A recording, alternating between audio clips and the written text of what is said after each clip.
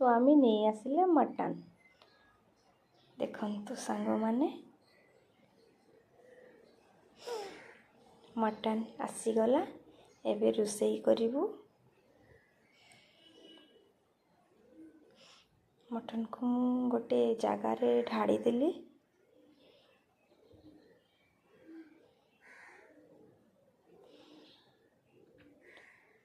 Paste करदेली मसला। देखंतु मसला रेडी।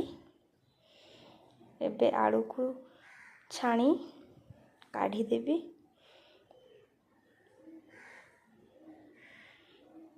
आलू टिके मटन रे नदेले टेस्ट लागेनी।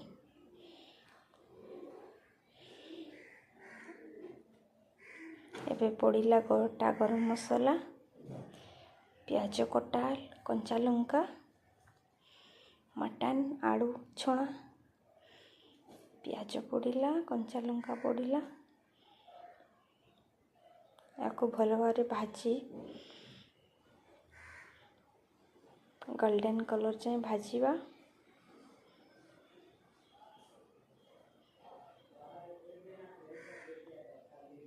देखंतु सांग माने गोल्डन ही गला। एबे पेस्ट करथिबा मसला पड़िला। एबे हळदी गुंड पड़िला।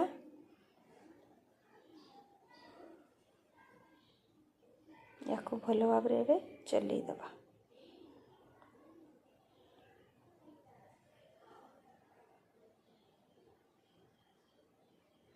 देखंतु मसला भाजी आसुछि।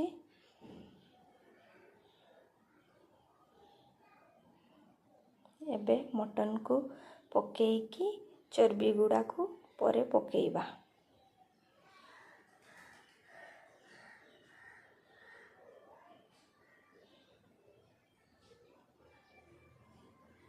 चर्बी गुड़ा को परे पकेइबा।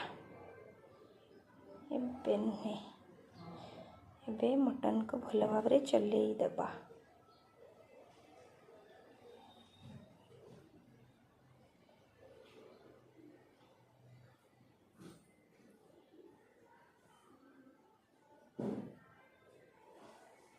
एबे स्वाद अनुसार लूण पड़िबो।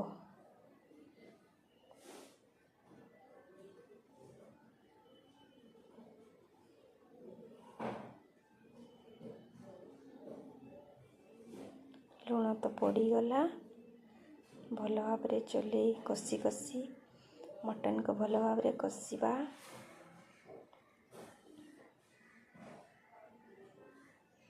मटन को जेते कसीबे मटन सेते टेस्ट लागिबो।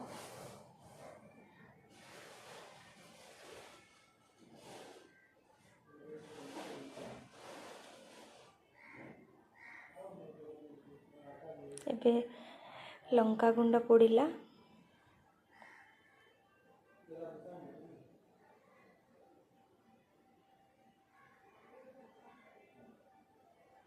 एबे चर्बी पड़िबो। तापरे छणा हिथवा आलू पड़िबो। तापरे भल भाव रे आउ थरे चलई दबा।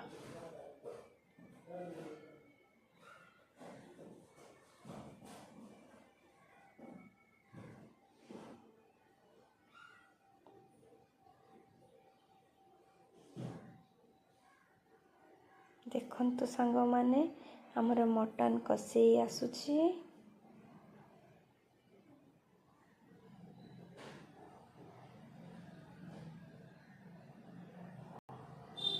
बास्ना तो बहुत सुंदर होउछि।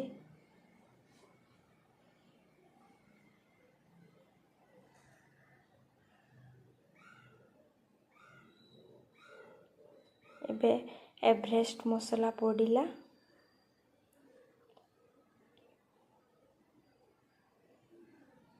पानी टिके देई देई कसीबे नहेले लागी जिवो।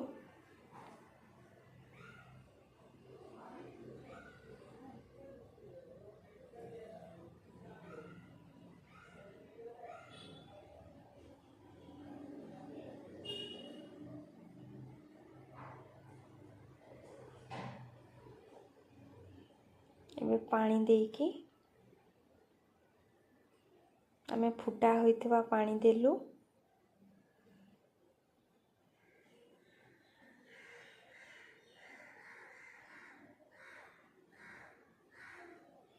भल भाव चले के ढांकुणी देदेबू तापरे सीटी मारिबा पई छाड़ी देबू। आमर सीटी मारी सारिला परे देखंतु मटन केमिति ହେଇଛି। देखिबा पई तो बहुत टेस्ट बहुत लुक बहुत सुंदर देखा जाउतला। खाइबा पई भी बहुत टेस्टी हितला।